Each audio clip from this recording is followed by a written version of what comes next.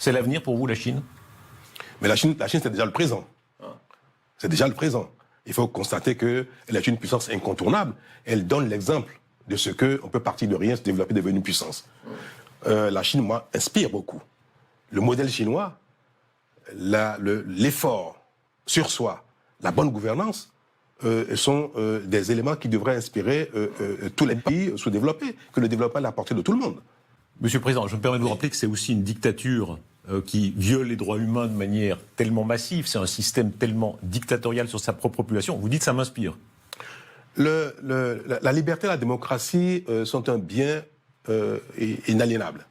Il faut que chaque individu puisse vivre librement sur Terre et s'exprimer en ce qui concerne la gouvernance de sa communauté. C'est un bien inaliénable. Mais attention, il ne faut pas que la démocratie soit un leurre. Je vois où vous voulez en venir. Parce que on reproche à certains pays africains de ne pas suffisamment promouvoir la démocratie, la liberté, le droit de l'homme. On reproche à la Chine de ne pas suffisamment promouvoir le droit de l'homme, la démocratie. Moi, je dis une chose. Si il y a de la démocratie sans bonne gouvernance, c'est aussi grave que le défaut de démocratie. Et c'est pour ça que le développement socio-économique est un impératif autant que la démocratie et la liberté sont des impératifs. Est-ce que vous n'avez pas l'impression qu'il y a 20 ans, il y a 10 ans, il y a aujourd'hui, les choses ont beaucoup bougé en Chine?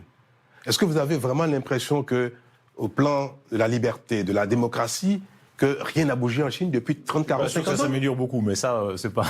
On verra, on multipliera les reportages. Moi, je suis dans la charge, je peux vous dire combien, parfois, la bonne gouvernance peut heurter, en apparence, la promotion de la démocratie ou de la liberté. Parfois c'est très difficile, quand on a des mauvaises habitudes communautaires.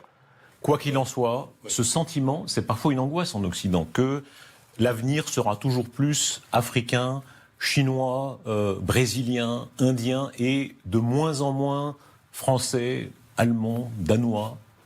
Est-ce que ça correspond pour vous à un sens de l'histoire qu'on s'en réjouisse ou non? Oh ben, tout à fait. Vous savez, moi, je n'aime pas focaliser l'événement du monde sur l'Afrique, parce que parfois, c'est consolateur pour nous. Et c'est pas bien.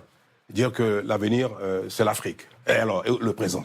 Il faut travailler pour que le présent soit agréable, qu'il y ait un bien-être, et que chacun joue sa part dans l'évolution du monde. Et personne ne peut prédire ce que sera l'humanité dans 1000 ans. Merci Patrice Talon. Merci beaucoup. Merci beaucoup.